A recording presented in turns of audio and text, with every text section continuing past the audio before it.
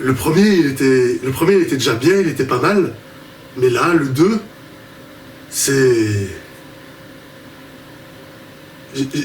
J'ai quasiment vu un chef-d'œuvre, quoi. Non, mais vraiment. Roule, Perrault!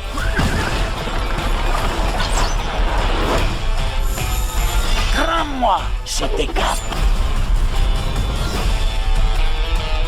Bonjour à tous et à toutes, j'espère que vous allez tous bien. Et aujourd'hui, comme son nom l'indique, on va enfin parler d'un des films que j'attendais le plus cette année, à savoir le deuxième film DreamWorks de cette année, Le Chapeauté 2.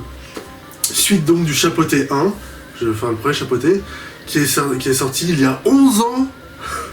Il y a 11 ans, mais je m'en souviens, le premier Chapeauté, je l'ai vu une fois au cinéma, puis une fois au Grand Rex avec toute la classe. C'était l'école primaire, j'étais pas à l'école primaire, mais j'accompagnais ma petite sœur, il y avait la féerie des eaux, bref. Donc déjà là on pourrait commencer par ça, parce que j'avais peut-être un peu de vie dans les Bad Guys, parce que depuis 2-3 ans, depuis le Covid en gros, les affaires marchent un peu moins bien. Pour DreamWorks, leurs films rapportent un peu moins d'argent que pendant la décennie 2010, et beaucoup moins que pendant la décennie 2000. Donc du coup, depuis 2-3 ans, on voit qu'ils essayent de faire des suites et des remakes de tous leurs gros films qui ont le mieux marché. Donc l'année dernière, ils ont fait un remake de Spirit, sorti il y a 20 ans, pour jouer un peu sur la nostalgie peut-être. Ils ont fait une suite à Baby Boss 2, qui a quand même rapporté le premier 520 millions de dollars.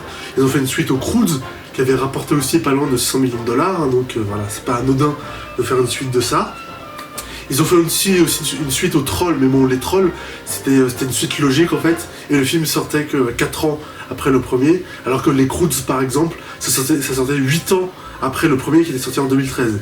Et là c'est pareil pour le Chapeauté 2, puisque comme j'ai dit, il faut un film, une suite 11 ans après, mais il faut une suite quand même sur le Chapeauté, parce que le Chapeauté ça fait partie de Shrek, ça fait partie de leurs personnages les plus connus, qui leur ont fait gagner le plus d'argent, et qui donc pourraient ramener le plus de gens en salle. Donc voilà, donc cette stratégie un peu là de DreamWorks de ramer un peu. C'est vrai que je suis un peu mi-figue et mi-raisin avec cette politique, parce que c'est. Bon, d'un autre côté, l'année dernière, il y avait que les Croods 2 qui étaient relativement bien et qui marchaient bien. Mais après le reste, c'est vrai, c'était pas terrible. Et donc le Chapeauté 2, j'étais. Là aussi mi-figue et mi-raisin, mais j'étais genre ok, pourquoi pas. Et en fait, putain, ils ont bien fait. Ils ont bien fait, parce que c'était... Ce film, c'était presque un chef-d'œuvre, quoi. Mais il est meilleur au premier dans tous les points. Je sais pas qu'est-ce qu'il leur a pris. Je sais pas qu'est-ce qu'ils avaient quoi dans la tête, mais en tout cas, c'est... Ouais, Le Chapeauté 2 est vraiment un super film. Une super suite. Peut-être l'une des meilleures des DreamWorks, avec Dragon 2 et Kung Fu Panda 2. Et les Trolls 2 aussi peut-être, et aussi Shrek 2, mais ouais, c'était vraiment une excellente suite, et ils ont eu totalement raison de vouloir y faire une suite. Déjà, ce qui va être intéressant, c'est les personnages, notamment le Chapeauté, parce que dans le premier film, en fait, le premier Chapeauté, c'était plus un film d'aventure avec le Chapeauté, tu vois, contrairement aux 4 premiers films de Shrek, qu'elle a été vraiment sur Shrek, quoi. On se posait vraiment ces questions de c'est quoi un ogre, pourquoi il est un ogre, c'est quoi sa vision du monde par rapport aux gens, comment il se voit, comment il se comporte, comment il voit les autres et tout. C'était vraiment un film sur Shrek, sur ses pensées, sur comment il voulait être, ce qu'il voulait être, comment et tout. Ça, c'était vraiment très intéressant. Alors que le premier Chapeauté, c'était plus un gros film d'aventure très bien fait, quoi. Là, cette suite, le Chapeauté 2, c'est vraiment un film sur le Chapeauté. Il est vraiment au centre de l'histoire, autant physiquement qu'aussi... métaphoriquement, il se pose vraiment des questions sur lui-même, et c'est vraiment un film sur lui, sur sa psychologie, sur son évolution, comment il se voit et tout. Ça aussi, c'était sur sa légende et tout, son héritage. Ça aussi, c'était vraiment très intéressant. Et en fait, ça vient du fait que, pour vous parler rapidement d'histoire, le film commence. Je vais pas vous spoiler tout de suite, puisque ça on va avoir annonce. Le film commence quand le Chapeauté se fait en gros attaquer par un chasseur de primes, qui est donc le grand méchant loup, ultra menaçant, ultra oppressant, effrayant, et qui se fait blesser, et qui se sent vraiment paniqué, quoi. Parce que juste avant, le Chapeauté venait de mourir, et il avait appris chez le docteur qu'il en était rendu à sa dernière vie. Parce que vous savez, les chats ont 9 vies et tout. Voilà, donc déjà que les films DreamWorks arrivent à faire une histoire vraiment intéressante à partir d'une croyance populaire, d'un postulat un peu absurde. Mais c'est ça aussi qui fait les films DreamWorks, ça c'est se servir de base avec tous les trucs connus des gens, donc les champs de vie, pour faire des histoires ultra intéressantes sur le chapeauté justement qui arrive au bout de sa vie littéralement, et qui se pose des questions, qui se met à avoir peur et tout, et ça encore une fois c'est vachement intéressant et intelligent comme manière d'écrire des histoires, de faire des métaphores et de raconter des histoires simplement, comme vous avez fait dans les Bad Guys. Et là aussi ce qui est vachement intéressant, comme je l'avais dit, c'est que comme le chapeauté on est rendu à sa dernière vie, sa 9e et dernière vie, bah du coup il fait aussi, comme j'ai dit, le bilan de lui-même, quoi. Il s'interroge sur toutes ces vies qu'il a eues avant, et il se dit, bon bah ok, je suis à la fin de ma vie, donc est-ce que je continue ou pas? Et il se dit aussi, bah c'est quoi le chapeauté, quoi? Est-ce que je suis une légende? Est-ce que je suis un héros, un criminel? Comment est-ce que je me vois?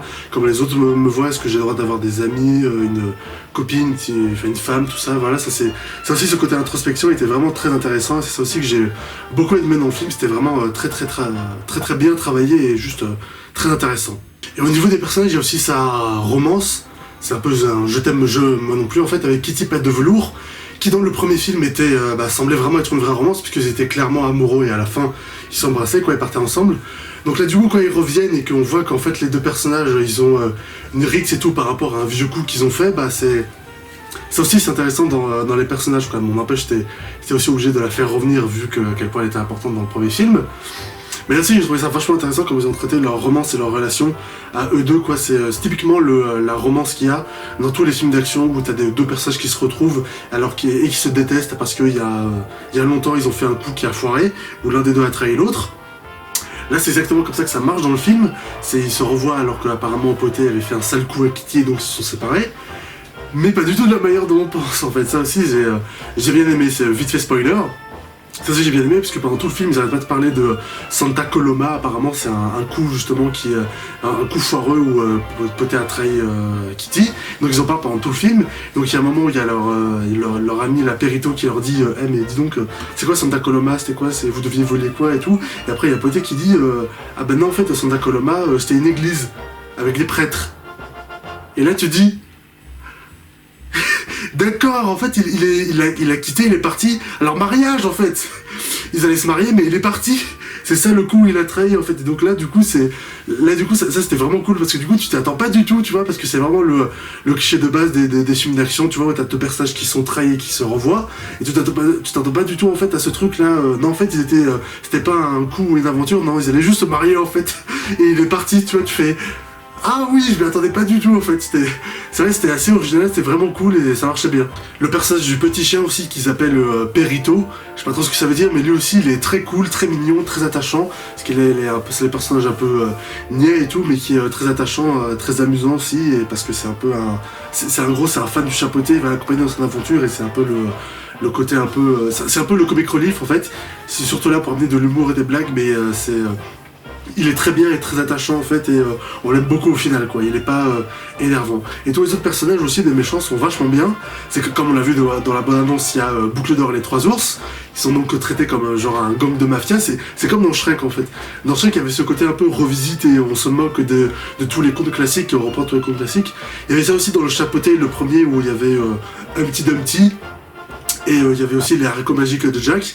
Là c'est pareil, on reprend Boucle d'Or et les Trois Ours.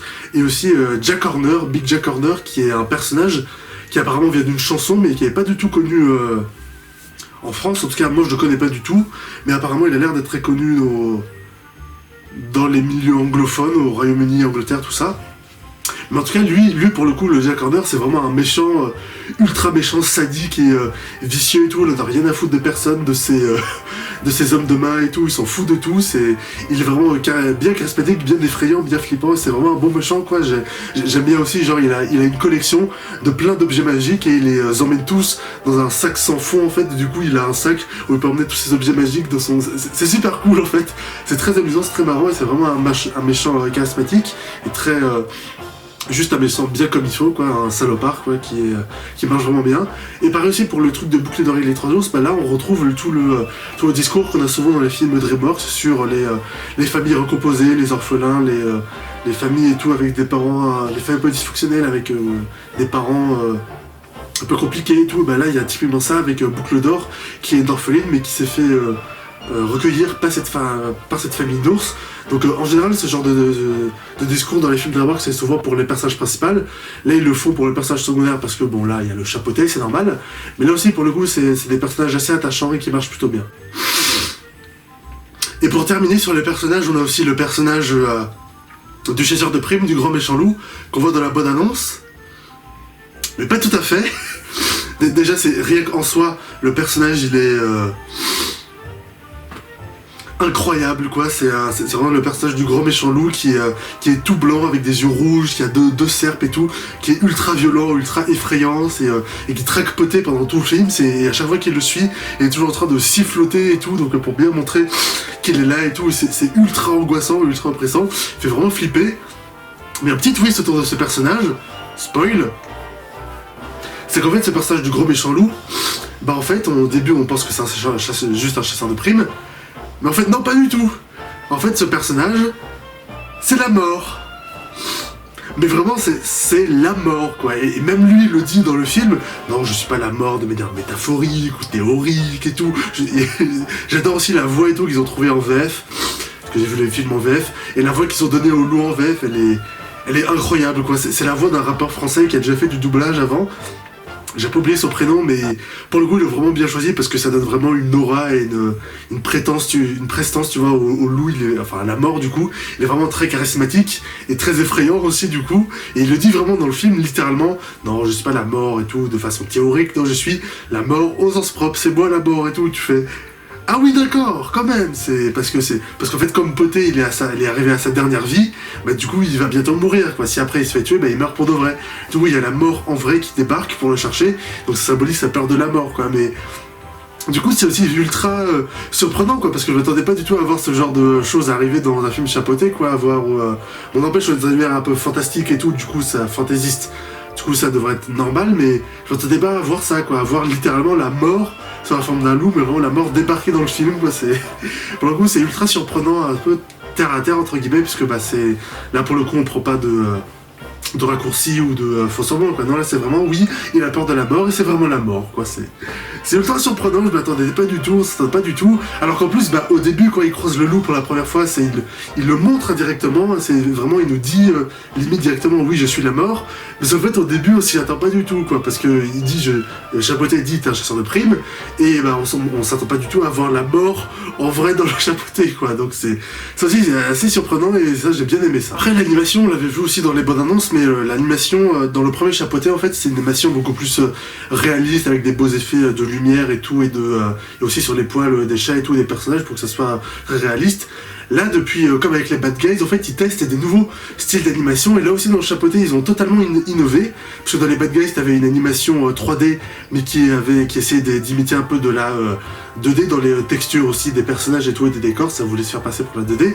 Là aussi, c'est pareil, dans le Chapeauté, t'as un style d'animation 3D qui se fait passer pour de la 2D, mais pas du tout comme les Bad Guys. Là, t'as vraiment beaucoup plus des trucs 2D avec des lignes de vitesse à certains moments, où t'as certains moments où t'as les personnages qui vont courir, et ben ça va avoir l'air saccadé et tout pour donner l'impression d'animation 2D, alors que c'est 3D, quoi. Du coup, ça aussi, visuellement, ça fait un truc vachement original dans les films DreamWorks, ça aussi, c'est très cool. C'est très cool de les voir tester de nouveaux techniques, de nouvelles styles d'animation, d'aller toujours plus loin, ça c'est cool. Là où chez Disney et Pixar, c'est toujours la même chose, enfin en termes d'animation et de visuel, je veux dire. Et ce qui est incroyable aussi, c'est en termes de mise en scène, quoi, parce que vraiment, dans ce film, en termes de mise en scène, c'est orgasmique, quoi, ils se font plaisir. Enfin, comme c'est de l'animation, du coup, les scènes de combat sont assez incroyables, quoi. C'est que c'est soit des plans séquences ultra longs avec le personnage de Chapeauté qui est en train de virevolter et tout, de sauter, de glisser dans tous les sens, de sauter d'un mec à l'autre pour les frapper. Soit t'as la caméra qui va partir dans tous les sens et tout, qui va passer sous les mecs, qui va faire des 360, qui va tourner et tout, qui va suivre les personnages, qui va les lâcher et tout, qui va les filmer de haut, de loin et tout. Je peux pas tout vous résumer tellement il y a de plans, mais t'as vraiment des plans dans tous les sens, la mise en scène il s'éclate et tout, t'as des plans aussi où, genre par exemple, t'as un moment au début où il y a un géant, il y a un géant comme ça, dès le début, juste pour la scène d'introduction, t'as un géant qui à un moment prend une cloche et s'en sert genre comme ça, genre il l'a fait tournoyer pour frapper le Chapeauté et tout, genre au calme, et t'as un moment, t'as un plan sur la cloche avec la cloche qui est en train de tourner et tout, avec la caméra qui la suit, C'était génial. La mise en scène est géniale. Pareil dans les combats du chapeauté, entre le chapeauté et le loup, qui sont vraiment ultra cool, ultra bien chorégraphiés, ultra lisibles aussi. Et la mise en scène était vraiment ouf. La mise en scène était vraiment dingue et tout. Et ils se font vraiment plaisir. Et ça m'a fait plaisir, quoi. C'était vraiment dingue. C'était extraordinaire. C'était extraordinaire. Donc oui, le Chapeauté 2, c'est un oui. C'est un grand oui. C'est un super oui. C'est un ultime oui. Là, pour le coup, ils ont vraiment bien fait de faire une suite au premier Chapeauté. Je regrette pas du tout qu'ils aient fait une suite de ça, parce que vraiment, ce film, il était vraiment extraordinaire, quoi. Personnage, mise en scène, animation, humour aussi. Le film est assez drôle, ça marche bien, l'humour. Mais le film est quand même plus centré sur les personnages de drame et la mort et tout. Mais il y a l'humour aussi, avec notamment Jack Horner aussi et sa conscience et tout. Ça aussi, c'était pas mal, c'était marrant, c'était cool. Mais ouais, le film était incroyable. C'est clairement un des meilleurs films de l'année. Et encore une fois, c'est DreamWorks. C'est DreamWorks en fait qui ont vraiment dominé l'animation cette année. Bon, sauf aussi les Minions 2, mais le Chapeauté 2, c'était vraiment excellent. Et je vous recommande évidemment à aller le voir, quoi. C'est vraiment, allez voir ce film, c'était incroyable. Et voilà, cette vidéo est à présent terminée. Merci à vous de l'avoir regardé jusqu'au bout. N'hésitez pas à me dire dans les commentaires ce que vous avez pensé du film et partagez ma vidéo sur les réseaux sociaux. Et abonnez-vous pour ne pas manquer mes prochaines vidéos. Salut!